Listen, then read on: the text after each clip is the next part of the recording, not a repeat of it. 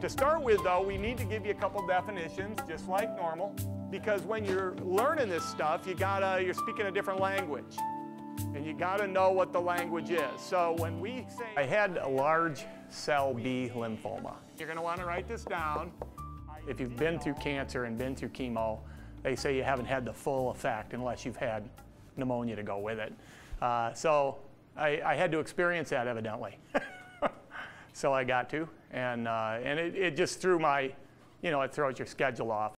They had tried how many antibiotics? They were on their last one. Yeah, they were on their last one. They said, if this doesn't work, this is not going to be good. Because we got nothing else to do this with. They had gone through like 2 or 3 different kinds of antibiotics, and my body wasn't reacting to them. His first priority was, how am I going to get my classes covered? What am I going to do to make sure that the curriculum isn't, kids aren't missing anything in the curriculum? 1 over...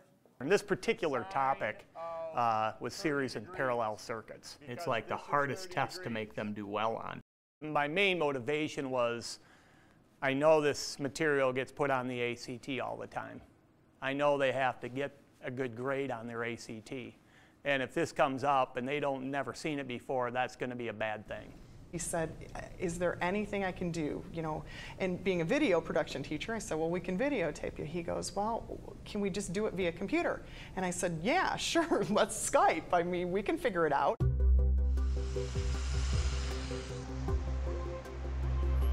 So I had to get up and make myself look presentable by 8 o'clock, and you have all these nurses coming in and going out, and they're trying to make you do breathing treatments, and I had to put up a Skyping now sign.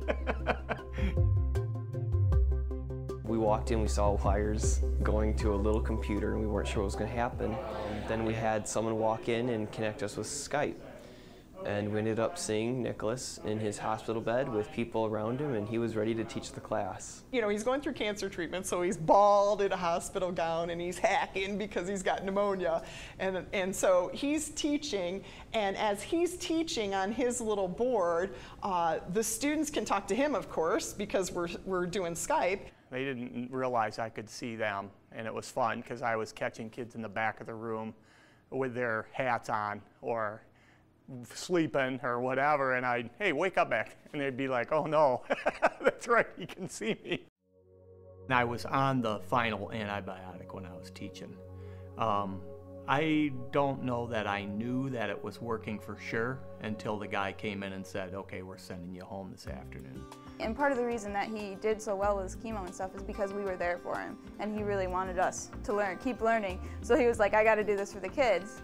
And we were like, we got to do this for Mr. Nicholas. The kids did better on this test than any other test they did the whole year. So somehow they were affected by the fact that I was teaching that way. The kids realized, wow, he really cares about us. If he's teaching us from the hospital, he's got pneumonia, he's crazy. And so I think they really wanted to do their best because he was doing his best for them. His relationship with kids, the way he approaches education, his work ethic, I mean, he is the total package in terms of an educator and wanting to do what's best. I don't think any of us ever thought twice. That's who he is. That's what he does. He's always here. He loves the kids. He loves what he does. My job that I was getting paid to do was to teach kids. And so you teach kids.